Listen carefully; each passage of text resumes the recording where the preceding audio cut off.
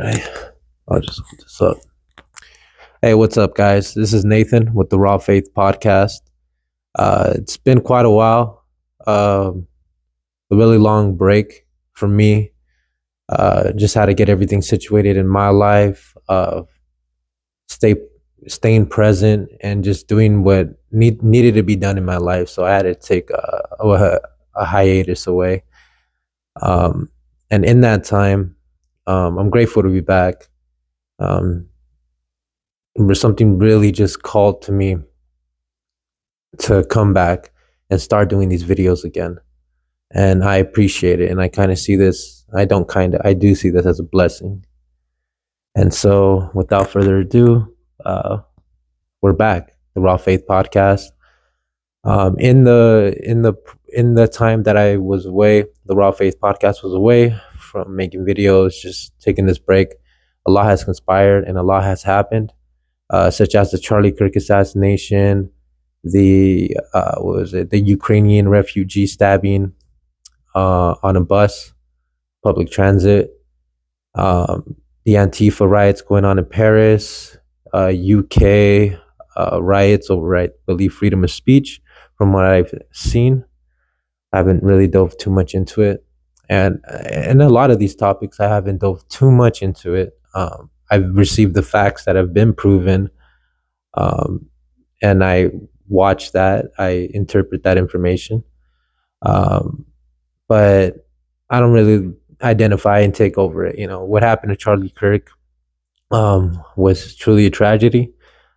Despite who you are, any human being in general, despite your different differentiation of odds, disagreeing with somebody, not seeing eye to eye with somebody, that's perfectly fine. We're not all robots here. We all have different taste buds, uh, different ideologies, different thought processes, uh, stuff like that, or stuff of those nature.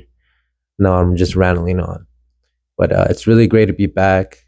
Rest in peace to Charlie Kirk. I don't care about your skin color or anything of that sort, male, female.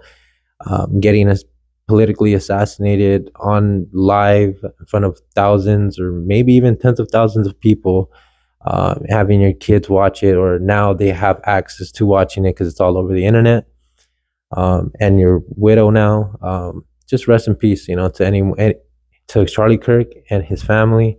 I send my condolences, and yeah, him. Same thing with the Ukrainian refugee that was fatally stabbed on the metro trans. No, I don't want to say metro.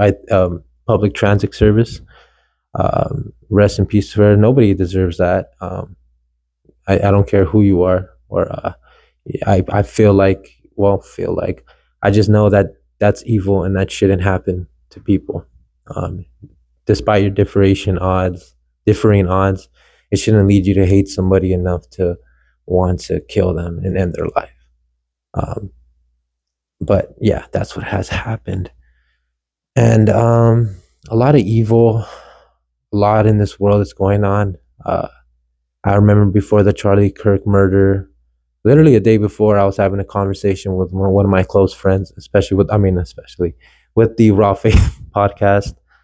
And I was remember we were just talking about having a discussion about evil and these thoughts that come from evil, and that there are people that believe their thoughts and they identify with their thoughts, and that leads to ups and downs in their lives, pressure, anxiety, stress.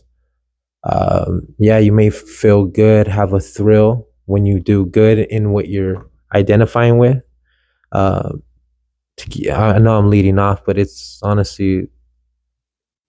honestly really need to get this off my chest, and I'm hoping that if anybody is having these issues or realizing certain things that I'm saying, that what I'm saying adds on to your own journey, and denying your thoughts, following Christ, being guided by God, being a provider, being a man biblically, and literally, and following the word, seeking the truth, doing what is right, loving God with all your heart, might, and soul, and doing right not because it makes you feel good, or you get anything out of it or expect anything out of it at all. Just doing good because that's what needs to be done. Like, you're doing the right thing just because that's the right thing to do. Period. End of story. And then you move on.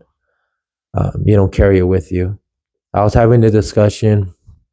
Um, can't really speak about the whole environment or situation, but it was somebody that I started to know maybe about a year or two before I was truly being awake, truly being conscious of what is going on in my life and who I truly am. Forgiving my mother, forgiving my father, um, forgiving so that God can forgive me and it can start to work and change through my life. And it has. Um, and I pray for others too to have their lives changed for the better. Seeking God, seeking the Father, seeking the truth.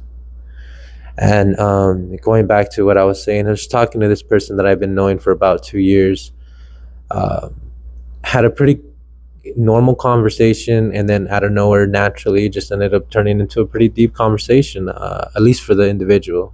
Me, I'm just speaking what I know, speaking the truth, and just trying to answer his questions, or just trying to give him guidance to help him. If you want to put the whole Christian thing away, that's perfectly fine.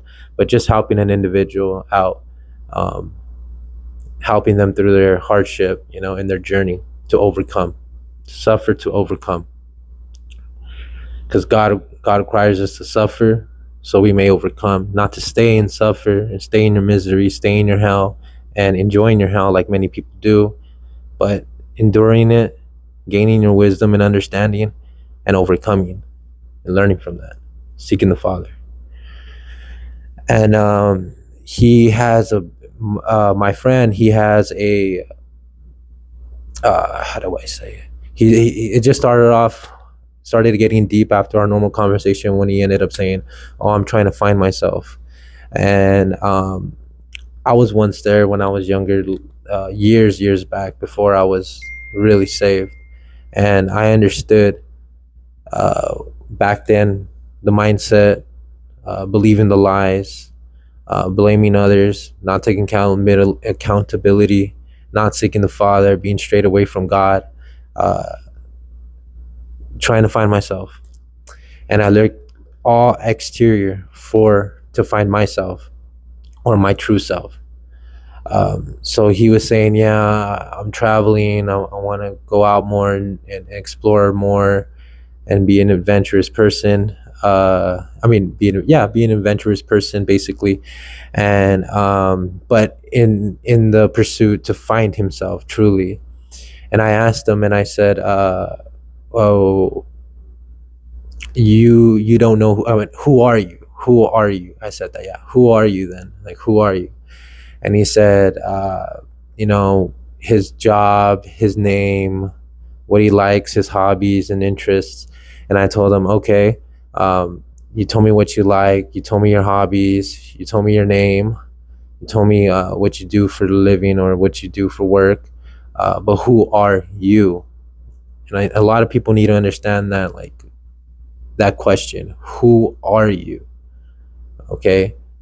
And then we started to divulge more, and he started saying that when I approach people, he inputted when he was talking to me, saying that he's afraid of losing friends because he has lost friendships before in the past, and that he still carries that with him, and so he doesn't like to lose friends. He likes to be liked, and that when he's around people and he talks to people, um, he says that he's always telling himself or putting them down, or why are you acting weird, why are you saying that in a weird way? And I said, let me guess, it causes you to have anxiety, stress, worry, like you're tense. And he was like, yeah, like really does. And I'm like, damn, that sounds like hell. And I said, when, because he said I'm talking to myself, I said, well then, um, I said, you're one person, you are you, okay? So when you say I'm talking to me, who are you talking to? Who are you talking to? If you're just one of you.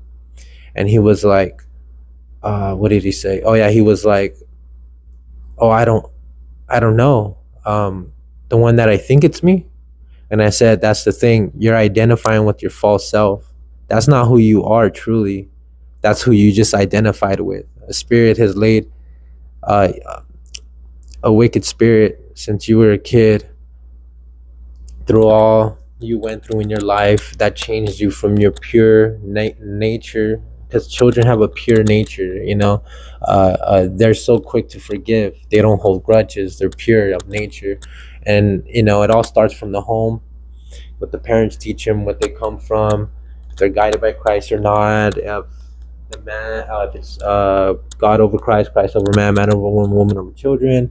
It depends on many factors, but the main thing is seeking the guidance of Christ, of God. For the man, woman follow, children follow, and just that's like would be the foundation of the basis to start it off. But I told him a wicked spirit made a home in you when you were a child, and it's been growing inside of you, and you've been identifying with it, or it's been making you identify with it, misleading you. But that's not truly who you are. And he starts telling me about his thoughts and what he tells himself and all this stuff. And I was telling him, why would you say such things? And he was saying, because I have a lot of pressure and this on my shoulders. And I told him, the thing is, and this is with many people, and I've learned to understand, is you need to drop all identity. All identity. When he asked me back, and I told him, and I will say the same thing to many people: hold your horses, hold on. I know you, when you hear my answer, you're gonna be like, what the heck? I was like that in the beginning when I first heard it. I was like, what the heck? I didn't even understand it. It took me a while, and it took, honestly, just naturally living my life and then understanding and realizing it. And what I came to understand and realize, is that I am nothing. I am nothing means I do not identify with anything of this world. I live in this world. I live through this world. Yes, I go to work. Yes, I am a brother. Yes, I am a son. Yes, I am a male. Yes, my name is this. If I go to school and let's say I get a pharmaceutical degree, and I'm like, I'm a pharmacist. No, I'm not a pharmacist. I'm not these things. These are just things that I do. These are just false titles. These are titles and identities that we have identified with. And when you identify with something, it's hard to let go of it, and it ends up consuming your life. Ends up becoming how do I say it? Becoming your life, consuming your life, or it becomes what you fully identify with. For example, I was telling them that when people become doctors or psychiatrists, or no, not doctors, like nurses, construction workers, they come out of their like after they're done with their job, and many other professions too, office jobs too, or many professions, they're off their job, they continue to still wear their attire, or they're just very comfortable and they have identified with that. Or when you ask them, oh, who are you? Oh, I'm a doctor, I'm a pharmacist, I'm a construction worker, I'm this. No, like, that's what you do. And God gave us hands and feet for a reason, to work and to provide for ourselves. So I'm not saying don't work or don't do the best. No, do the best as your capabilities as a worker. Do the best you can, progress, lead a fruitful life.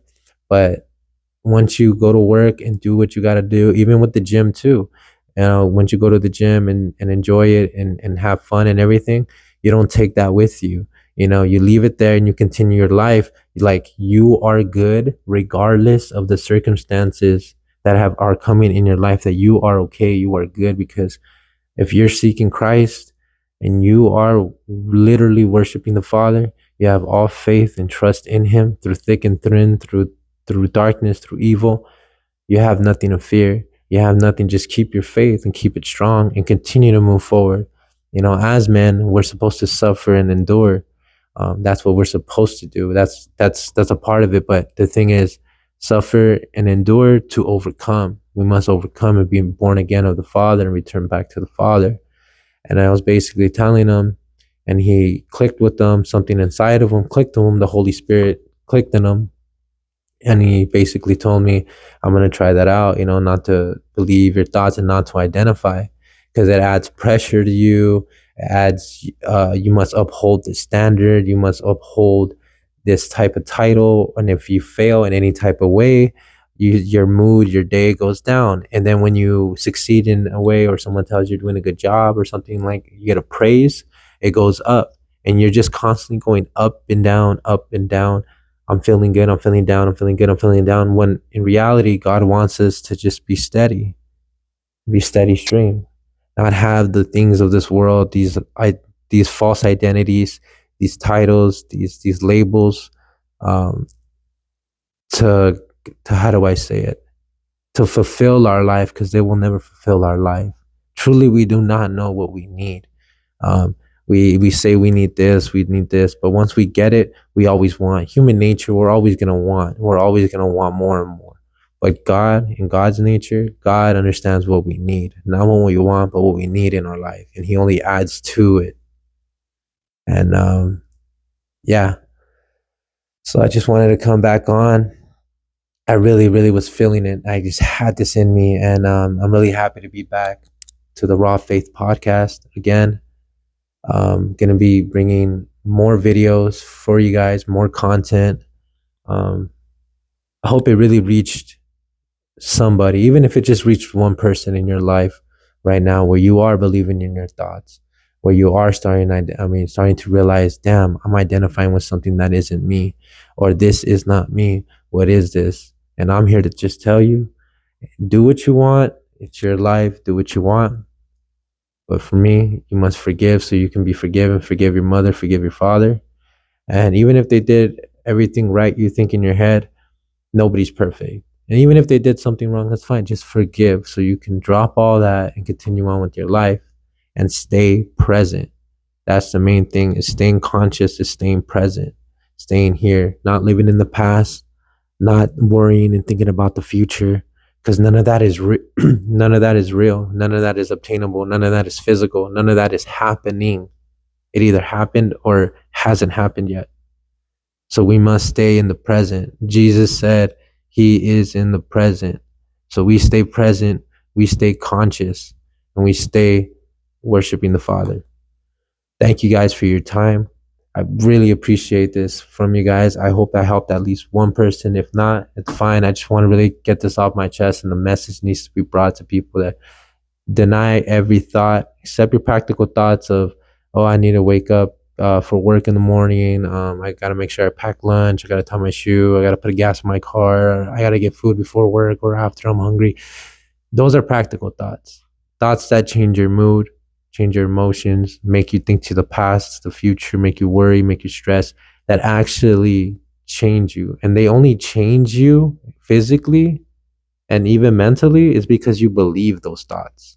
You believe them. And when you believe them, you give them power over you. When it says, hey, that wasn't right, you know, they make you feel, and feel. And that's the thing. Feeling is of evil. And as time goes and as you continue to pursue Christ and just pursue the truth, you will understand. Like, things are really simplistic. They really are. Just the world overcomplicates things. Wickedness. We do not wrestle with flesh and blood. We wrestle with principalities and wickedness in high places. And that is true. Your thoughts are wicked. They are demonic. And when you believe them, you have no free will. They control you.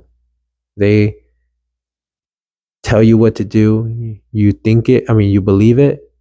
You either you act upon it. You believe it. You feel it, and it becomes you. And you identify with it. You're like, oh no, I'm just telling myself that. No, those thoughts are telling you, and you're believing them, in which it's giving power to you. Let those thoughts go through your head. Let them go through, kind of like if it's a train passing by. See it, Oh, okay. And just let it pass by. Give it no power. You are in control of you, not your thoughts. Stop identifying with your thoughts, live better, and pursue what is right, the light. Because the darkness hates the light. And when you stay present, you stay in the light. And yeah, guys, thank you for your time. I don't have a lot of time. I know kind of the set's a little different, but this is the Raw Faith Podcast. We're back better than ever. Stop believing your thoughts and just stop. Like, I don't want to really mess this up. I feel like I'm messing it up already, but I appreciate it. Please like, comment, and subscribe. Stay in touch. We're still going to have more content coming through, and not just me, but also my co-host Junior when he gets back from his little break of hiatus. And this is Nathan with the Raw Faith Podcast. Have a good night.